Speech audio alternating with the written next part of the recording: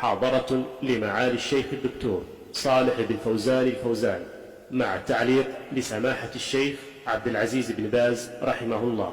فالذي يشغله ماله وثروته وأرصدته وحساباته عن أداء فرائض الله الصلوات الخمس يكون مع قارون الذي أطغاه ماله وأعجبته ثروته واستغنى عن الله سبحانه وتعالى وبغى على عباد الله الصالحين.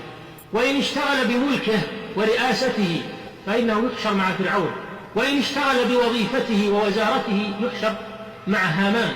فالموظفون الذين يشتغلون بوظائفهم ومكاتبهم ولا يخرجون للصلاة ولا يصلون مع المسلمين بل يبقون على كراسيهم وفي معاملاتهم ولا يحضرون للصلاة، هؤلاء يحشرون مع هامان. أما بعد، فقد سمعنا جميعا هذه المحاضرة القيمة التي تفضل بها صاحب الفضيلة الدكتور صالح الفوزان في موضوع التخلف عن الصلاة